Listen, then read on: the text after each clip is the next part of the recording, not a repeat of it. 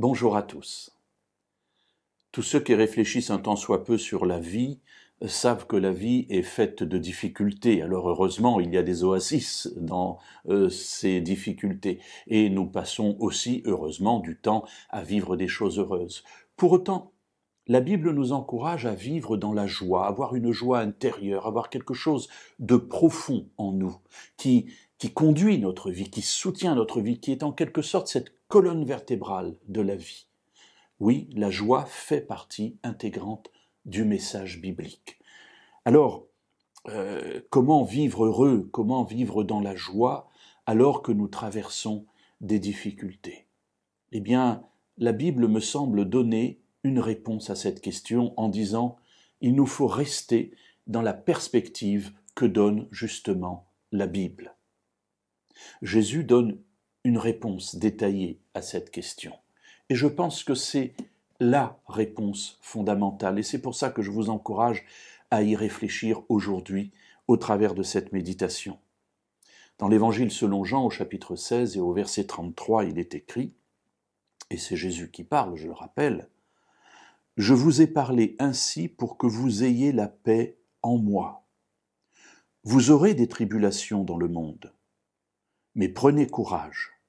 Moi, j'ai vaincu le monde. » Alors voilà quelque chose de très beau que Jésus dit. Je vous ai parlé ainsi. Qu'est-ce qu'il a dit? Bien, il a annoncé les difficultés qui allaient survenir. Il se trouve juste avant le moment de son arrestation, de son jugement, de sa mort. Et les disciples, il le sait, vont être complètement désemparés. Alors il leur dit, je vous ai parlé ainsi pour que vous ayez la paix en moi. Parce que Jésus annonce ce qui va arriver. Il montre qu'il est maître du temps. Et il ajoute, vous aurez des tribulations dans le monde. Mes amis, c'est la réalité de notre vie. Je vais commencer ainsi cette méditation. Vous aurez des tribulations dans le monde et c'est ce que nous vivons, chacun à notre niveau. Et Jésus ajoute, mais prenez courage.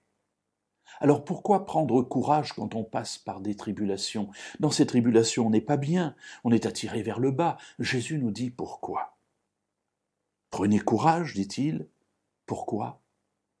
Moi, j'ai vaincu le monde. Il y a là une parole d'espérance extraordinaire. Jésus a vaincu le monde. Ainsi, lorsqu'il dit « Je vous ai parlé ainsi pour que vous ayez la paix en moi », il est en train de dire « en moi », c'est-à-dire en Jésus.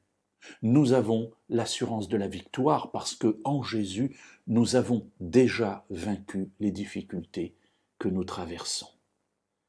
Mes amis, faisons de cette parole un leitmotiv dans notre vie. Répétons-la jour et nuit, matin et soir, constamment. Portons cela dans notre cœur comme quelque chose qui nous renforce dans notre vie. Oui, Jésus a vaincu le monde.